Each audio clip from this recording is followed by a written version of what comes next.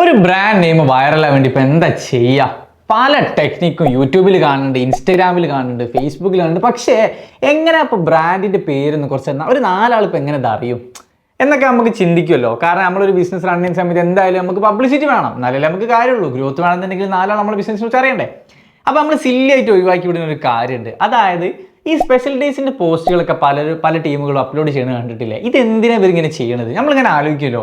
ഇപ്പോൾ എന്താ പറയുക, ഇപ്പോൾ ഈ ഒരു മന്ത് തന്നെ February kiss day, propose day, hug day, rose day, Valentine's day എന്ന് പറഞ്ഞാൽ ഒരുപാട് ഡേയ്സ് ഉണ്ട്.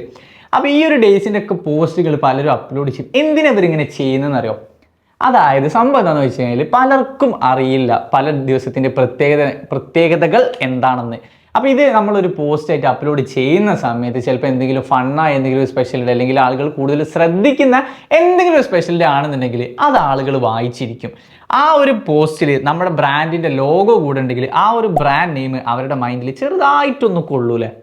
ഇപ്പോൾ എന്താ പറയുക, ഹഗ് ഡേ അല്ലെങ്കിൽ കിസ് ഡേ എന്ന് പറഞ്ഞു കഴിയുമ്പോൾ ലവേഴ്സ് അങ്ങോട്ടും ഇങ്ങോട്ടും ചിലപ്പോൾ ആ പോസ്റ്റ് ഷെയർ ചെയ്യും. അതുപോലെ തന്നെ എന്താ പറയുക, ലവേഴ്സ് ആകാൻ വേണ്ടി ട്രൈ ചെയ്യുന്നവർ, ബിഗിനിങ് സ്റ്റേജിലൊക്കെ നിൽക്കുന്നവർ, ഇങ്ങനെ കണക്ഷൻ മുട്ടാൻ വേണ്ടി നിൽക്കുന്നവരൊക്കെ ഒരു എന്താ പറയുക, ചൂണ്ട എന്ന രീതിയിൽ ഇതിങ്ങനെ നിറഞ്ഞു വെക്കും. അതായത് ഒരു പോസ്റ്റ് കിസ് ഡേ ഇന്ന് കിസ് ഡേ ആണ്, ഒന്ന് തരുന്നോ അല്ലെങ്കിൽ ഞാൻ നിനക്ക് തരണോ എന്നൊക്കെ ചോദിച്ചിട്ട് വെറുതെ ഒന്ന് എറിഞ്ഞു വെക്കും.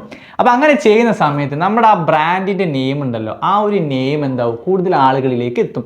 ചുരുക്കി പറഞ്ഞാൽ ഇതെന്താ സംഭവിക്കുകയെന്ന് വെച്ചാൽ സ്പെഷ്യൽ ഡേൻ്റെ പോസ്റ്റ് നമ്മൾ അപ്ലോഡ് ചെയ്യുന്ന സമയത്ത് ഇത് നമുക്ക് കൂടുതൽ റീച്ച് കിട്ടും, എൻഗേജ്മെൻറ്റ് കിട്ടും, ഷെയർ പോവും, സേവ് ചെയ്യും.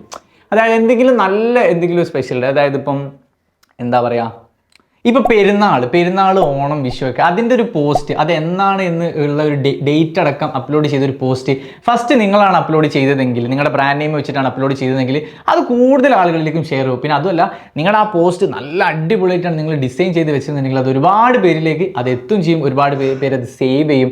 അങ്ങനെ നിൽക്കുന്ന സമയത്ത് എന്താ വെച്ചാൽ കൂടുതലും ബ്രാൻഡ് നെയിം വൈറലായി തുടങ്ങും, പബ്ലിസിറ്റി കൂടും.